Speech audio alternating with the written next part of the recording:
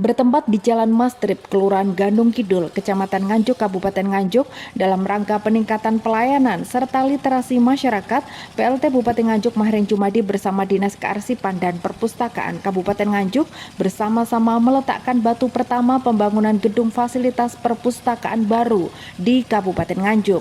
Acara peletakan batu pertama gedung perpustakaan ini turut dihadiri oleh PLT Bupati Nganjuk, seluruh jajaran anggota Forkopimda Kabupaten Nganjuk, staf ahli Bupati Nganjuk, Kepala Dinas Kearsipan dan Perpustakaan Kabupaten Nganjuk, Camat Nganjuk beserta seluruh jajaran Forpimcam Nganjuk, Kepala Kelurahan Gandung serta tim teknis pembangunan gedung perpustakaan. Kegiatan tersebut dibuka dengan pemotongan nasi tumpeng, kemudian dilanjutkan dengan peletakan batu oleh Mahren Jumadi beserta jajaran Forkopimda Kabupaten Nganjuk.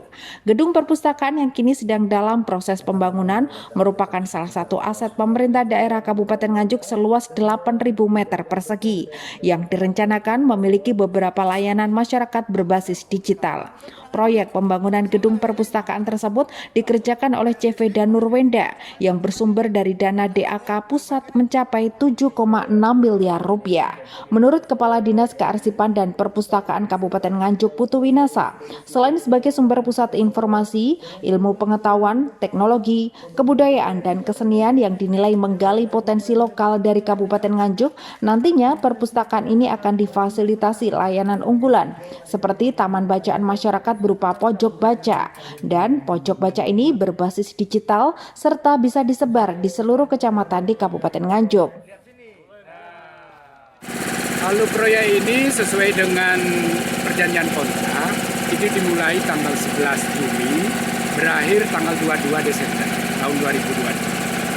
Untuk program kedepannya Pak, atau layanan yang di perpustakaan ini? Kalau layanan, memang kita ada 10 layanan ya, termasuk literasi, bongkel beras, terus perpustakaan keliling dan lain sebagainya. Sehingga nanti kedepannya memang secara berkelanjutan, berkesinambungan akan diadakan perkembangan pelaksanaan daripada gedung-gedung layanan itu, termasuk perabot rumah tangga dari sisi meubiler dan dari sisi teknologi informasi, karena nanti pelayanan perpustakaan di Kabupaten Nganjuk kita menggunakan berbasis digital. Jadi untuk menunjang literasi Kabupaten Nganjuk. Nah sementara ini kan indeks kepuasan masyarakat itu sudah 76% untuk di daerah perkotaan, sedangkan khusus untuk daerah pinggiran yang memang harus diedukasi ke arah literasi perpustakaan berbasis inklusi sosial.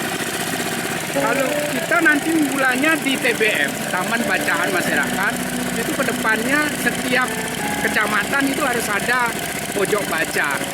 Nanti dilaksanakan secara digital. Jadi kalau sudah di pojok baca, itu berapa hitungan 12 detik itu sudah terekam apa yang diinginkan.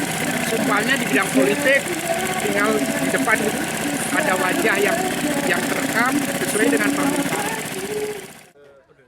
Dalam kegiatan ini, PLT Bupati Nganjuk Mahren Jumadi turut memberikan masukan pada setiap pembangunan di Kabupaten Nganjuk, salah satunya harus mengutamakan budaya mutu, sehingga tiap bangunan memiliki kualitas tahan lama.